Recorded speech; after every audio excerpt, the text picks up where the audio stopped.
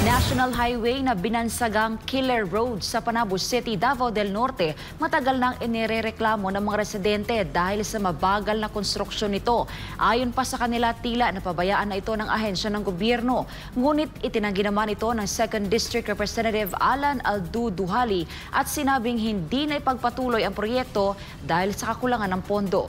Ang buong detalye ng balita mula kay Jean Domingo. Tanawa, good meal. Sa Facebook post na ito, makikita ang lubak-lubak na daan ng kalsada habang binabaybay ng motorista ang Tadeco Road. Hindi rin niya maitago ang kanyang pagkadismaya. Bukod kasi sa hindi maayos ang daloy ng kanyang pagbiyahe, matagal na umuno nilang nirereklamo ang mabagal na konstruksyon ng proyektong ito. Sa isang press conference, sinabi ni 2nd District Davao del Norte Representative Alan Aldo-Duhali na hindi na isama sa national budget para sa 2022 ang nakalaang pondo para sa Tuganay Bridge at kasalukuyang hinihintay ang pondo para sa Tadeco Road. Gayunpaman, nilinaw niya na nakikipag-ugnayan na sila sa Department of Public Works and Highways o DPWH upang i-follow up ang pondo para rito. Ongoing karon ang construction sa Tuganay Bridge and hopefully early next year makumpleto ang construction.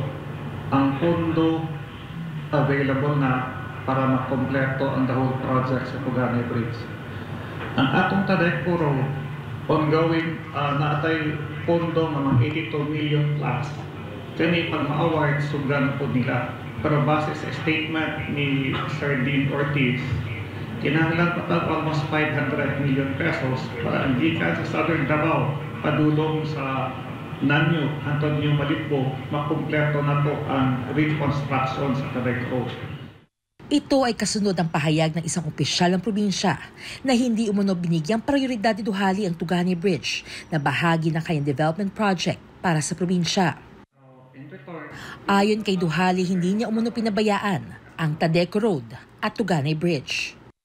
Dili tinuod nga gipasagdan ni Congressman o gipasagdan sa DPWH ang Tadeco Road o ang Tuganay Bridge. Batay sa datos ng DPWH-11 tungkol sa rehabilitasyon ng Tadeco Road, noong 2023, nakompleto nila ang bahagi ng kalsada na may nakalaang pondong 200 milyong piso. Noong 2024, natapos naman ang ilang pang kilometro na may 57.6 million peso budget. Para sa 2025, kasalukuyan pa rin kinatapos ang bahagi ng kalsada habang hinihintay pa ang pondong nagkakahalaga ng 82.6 million pesos.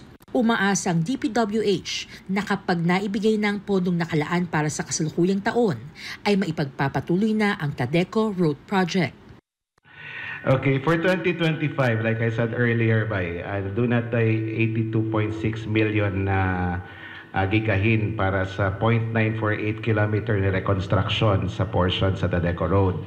So kini siya sa karon for award pa lang, no? So okay. Meaning i-award pa lang sa contractor, then right there and then pag ma-receive na niya, then we can start. Samantala, naniniwala ang kampo ni Duhali na ang issue ng Tadeco Road at Tuganay Bridge ay dahil sa politika, lalo pa at nalalapit ang eleksyon. Ila man ang ginagamit sa politika. Kaya't iginiit nito na hindi ito dapat haluan ng politika dahil ito ay para sa kapakanan ng mga residente ng Davao del Norte. Manang akong hangyo sa pikas, ila man ang ginagamit sa politika para pildihon ko. Inyo naman ang gigamit sa 2022. Inyong gikargahan ang tao nga masuko sa kuha, wa nyo giayon Tadeco Road. Ang naperwisyo ani dili man ako ang katawhan sa Panabo, katawhan nga moagi sa Tadeco Road. Mao na akong hangyo sa inyo ha. It's beyond politics for the greater good. Ikaw mayor, ikaw governor, magtinabangayan lang sa tadari. Total ang tao ato lang papilion, di ata mamugos. Kung gusto mo sa tao ako respetuho na. Ang importante lang ang moagi nga na dili maperwisyo. In this case we have to look beyond politics. No, okay. It's for the people after all. Para sa Diyos at sa Pilipinas kong mahal, Jean Domingo, SMNI News.